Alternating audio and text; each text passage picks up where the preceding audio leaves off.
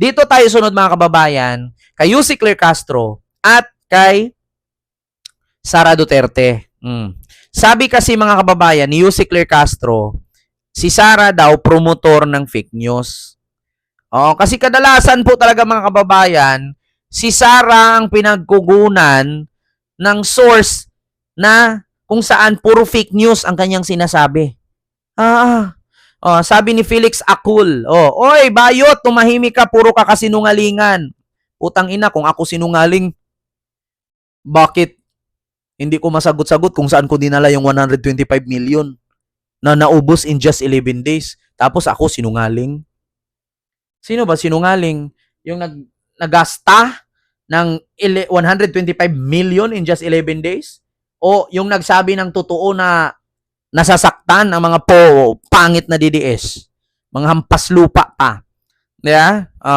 Dito tayo mga kababayan, ito po ay mula sa People's Tonight News na kung saan si Yussi Claire Castro nagsalita po. Ano nga ba ang sinabi ni Yussi Claire Castro? Ayan po, sa gilid ng ating screen. So ito po mga kababayan, no? Actually matatawa po kayo dito kung sakali man basahin na lang po natin siguro, no? Ito po siya. Ano nga ba ang sinabi ni Yussi Claire Castro? Ito basahin ko sa People's Tonight News ha, mga kababayan, nandiyan sa gilid ng ating screen.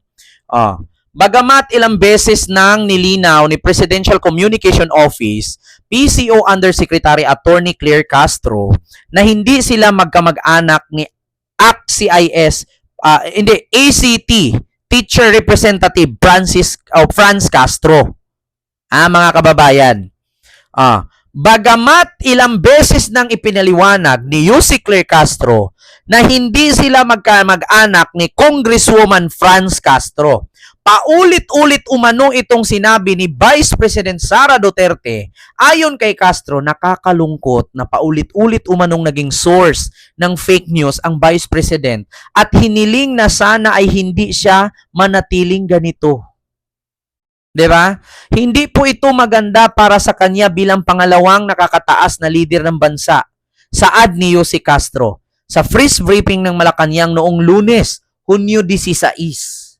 'Di ba? Ito kasi ang sakit ng mga DDS. Kung sino yung puno, siya yung bunga.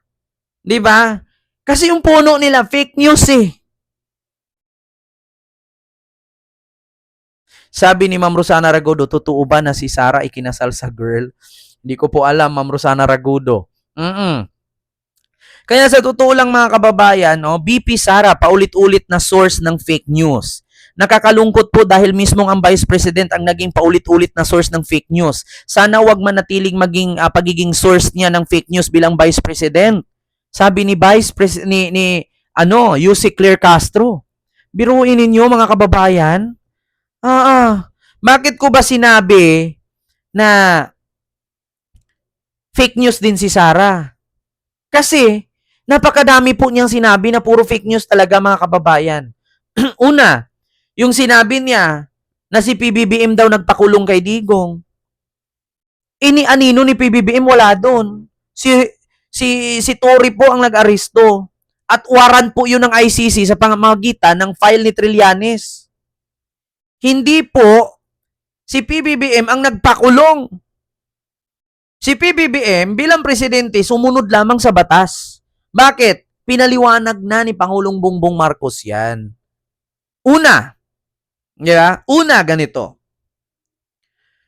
Kung hindi tuparin ni PBBM ang hiling ng Interpol, paano kung tayo naman ang hihiling sa Interpol at hindi tayo tulungan? Nga tayo. Bakit? Kasi kadalasan sa ating bansa, mga kababayan, hindi kasi dito uso ang bitay. Kapag mayroong mga politisyan na nagnakaw sa ating kaban ng bayan, ang gagawin ng mga politisyan, tatakas yan. At magsisik or magpa-file ng asylum sa ibang bansa katulad sa ginawa ni Roque. Ngayon, mga kababayan, kung hindi mag-participate ang palasyo sa Interpol para hulihin si Digong, paano hulihin si Roque? 'Di ba?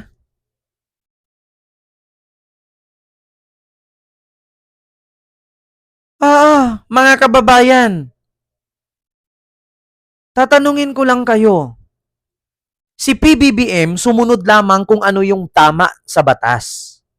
May warrant, may kaso, may mag-aaresto. Tapos tatanggihan mo? Anong klaseng leader ka? Kung ikaw mismo hindi sumunod sa batas. Tapos pagbibintangan mo, si PBBM nagpapakulong sa tatay mo? So fake news nga.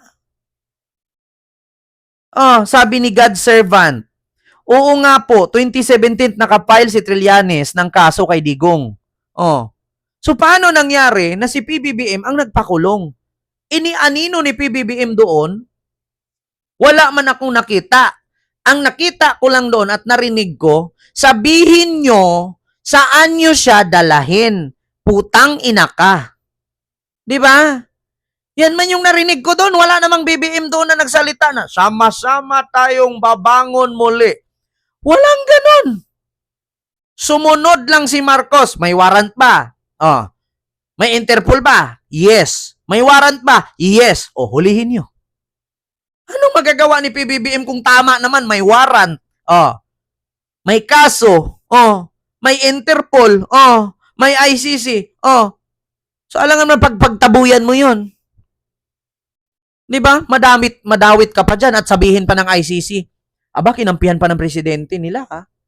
Kriminal na nga, pumatay ng 30,000. Kakampihan mo pa, di ba? Ma-midnight. Wala po akong nakitang Marcos doon na tumulong maghuli at magpakulong kay Digong. Kaya si Sara pa lang fake news na. Bakit?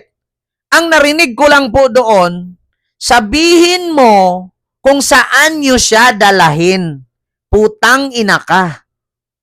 May Marcos bang ganyan?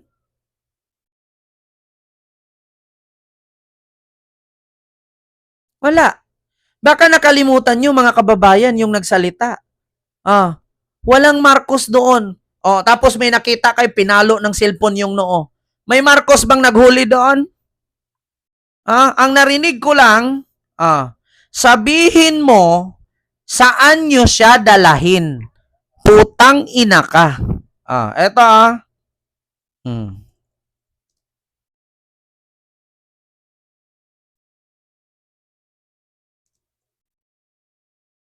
iparinig ko sa inyo, ha?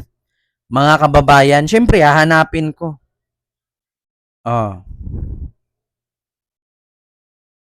Sabihin nyo, ayan, ito. Ito na sinasabi ko, sir, na we can do this the hard way. We can do this easy. Ito ba yun? The easy way, sir, is for you to choose 3 people.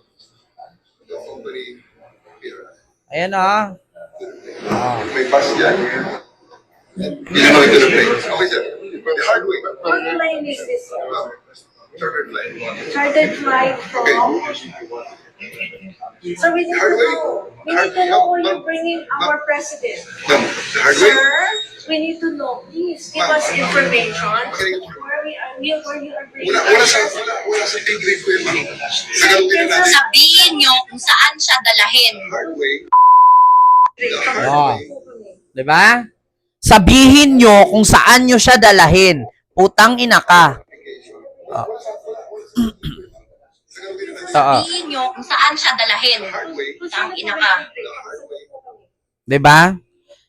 Sabihin nyo, Sabihin nyo kung saan siya dalahin. Ang ina ka. Ngayon, tatanungin ko kayo mga kababayan, meron bang Bongbong Marcos doon? May nakita kayong anino ni PBBM doon? Ang narinig ko lang, sabihin nyo kung saan nyo siya dalahin. Tangina ka. Diba? Walang Marcos doon naghuli. Kaya alam nyo mga kababayan, tigilan nyo yung pagiging fake news ninyo. Baby pa yan, sabi ng nanay niya. Niyot na nga sa CR, baby pa. Tigilan nyo nga ako. Sabihin nyo saan nyo siya dalahin. Tangina ka. Bebe, kita mo tumuwad nga dun sa CR kasama yung Uy, may-ari ng Baluarte, anak. Anak ni Baluarte. Iniyot na nga sa CR. Bebe pa yan. Loso. Bebe. Iniyot sa CR. Ano yun, anak ni Baluarte? Anino? Ako pa, tigil-tigilan yun ako. Kalat na sa Instagram yan. Tsaka sa Twitter. Aba, tumuwad sa CR, iniyot nung anak ni Baluarte. Tapos bebe pa yan. Come on. Ko pa ba? Ayaw ko na mag-say. Ayaw ko na magsalita. So, klaro, di ba, mga kababayan? Am I right, Mr. Chair? Di ba? Wait lang ha. So, dito tayo, mga kababayan. Sunod, grabe din asal ni Meow Meow. Normal lang sa kanila ang pagmumura. Actually, mga kababayan na, Ma'am Itchin Blue Hilopon, kay Sir Michael Villarin, Ma'am Ana Arbadilla, Miguel of Shoutout. Ito mga kababayan, yung pagmumura ng mga Duterte, style nila yan. Bakit? Mahina kasi sila. They need to act like strong. Yeah? They need to act like strong. Kaya, they need to do some mora-mora, di ba? While they are talking. Bakit? Para makita sila ng tao na malakas sila at magaling sila. Kasi alam niyo sa sarili nila, mahina talaga sila. They need to act strong. Diba? Mahina sila, mga kababayan, kaya kailangan nila lagyan ng buntot. Kumbaga dati, kapag mag-drawing ka, diba, kung ikaw ay architect ka, oo, Sir Andres De Leon, nagmumura din si Sara, baka nakalimutan niyo, putang ina mo, Bongbong Marcos, Martin Romualdez, Lisa Marcos, naalala mo pa ba na pinadalhan mo ako ng sobre na may lamay tatak DepEd? Putang ina mo, putang ina ninyong lahat. Yan, narinig nyo yan? Totoo yan. Baka na hindi nyo narinig yan. Yan ang sabi niya. Putang ina ninyong lahat. Bongbong Marcos, Lisa Marcos, Martin Romualdez. Huwag kang mag-alala, ma'am. Kapag ako pinatay, kinausap ko na yung killer. Na patayin niya si Bongbong, si Lisa, at si Martin. No joke. No joke. Di ba nagmura din? Si Baste. Ano bang mura ni Baste? Ang akong amahan, gipalubong ang imong amahan. Pero ang akong amahan, imong gipapreso, putang ina ka. Di ba? Lahat sila nagmumura. Except with Pulong. Bakit? Anong sabi ni Pulong? No way. Diba? Gusto mo makita yung watch ko? No way. Ganon salita ni Pulong eh. Gusto mo, ihatag na ko nimo yung isa ko ka-watch kay mahal biya kay niya akong watch. No way. Sabi ni Trillanes, kailangan natin panuorin yung tattoo mo sa likod. Kailangan ipakita mo triad na tattoo na yan. No way. Bakit ko kailangan magpakita ng tattoo sa likod ko? Anong kinalaman sa tattoo ko? Gusto mo mahingiin yung isa kong relo? Na 10 million worth ang isa? No way. Yeah? Pero ang the rest, puro mura na yan. Am I right, mga kababayan? So ito na, mga kababayan. Ito, magugulat din po kayo sa balitang ito. Ano nga ba yung balita na yan, Ken? Alam niyo, sa totoo lang mga kababayan, maganda po itong balita na to. Kasi bakit? Confirm. Kumpirmado. Garantisado. Di ata nila naintindihan ang salitang sinabi nila. Ganyan talaga. When emotions are high, the intelligence is low.